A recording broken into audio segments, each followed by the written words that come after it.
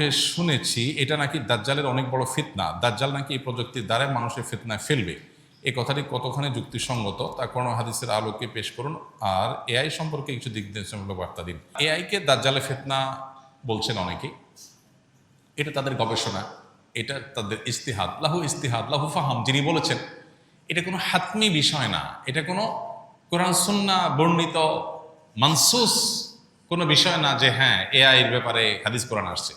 কোনো আলেমের গবেষণা, তার কাছে মনে হয়েছে যে এটাই আস্তে আস্তে মানুষকে দাজ্জাল ফিতনার মতো বিভ্রান্তির দিকে নিয়ে যেতে পারে। তো কোনো আলেমের গবেষণাকে গবেষণার পর্যায়ে রাখতে হবে, এটাকে ওহির পর্যায়ে নেওয়া যাবে না।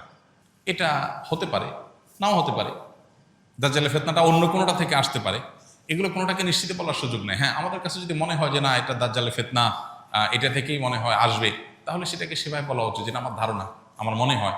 মানুষকে সতর্ক আমি করতেই পারি, বাট নিশ্চিতভাবে আমি বলে দিলাম এই রাইট আমার নাই, কারণ আমার কাছে ওহি আসেনি, এবং আমি এটা বলতে পারি না অন্য কোনো ওয়ে থেকেও দাজ্জালের ফিতনা আসতে পারে। তবে এটা ঠিক যে এটা এক ধরনের ফিতনা এবং বিভ্রান্তিতে মানুষকে ফেলে দিচ্ছে, উম্মাকে ফেলে দিচ্ছে, এবং নানাবিধ ফিতনার দুয়ার উন্মোচন করছে। ফিতনা কোথায় গিয়ে ঠেকবে, কত বড় আকার ধারণ করবে, সেটা আল্লাহু আলাম। পাশাপাশি এআই এর ব্যবহারের কথা বলেছেন। ব্যবহারের বিষয়ে এআই দিয়ে যদি শরঈ কোনো কাজ করে কেউ, গায়রে শরঈ কাজ না করে, তো জায়েজ।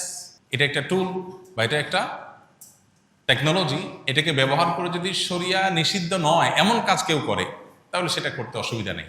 কিন্তু শরিয়া যেটা নিষিদ্ধ সেরকম কাজ যদি কেউ করে, প্রতারণামূলক কিছু করলো, কোনো সৃষ্টির অবয়ব তৈরি করলো, এমন কিছু করলো যেটা শরিয়া অনুমোদন করে না, তাহলে সেটা এআই দিয়ে করলেও নাজায়েজ হবে, অন্য কোনোভাবে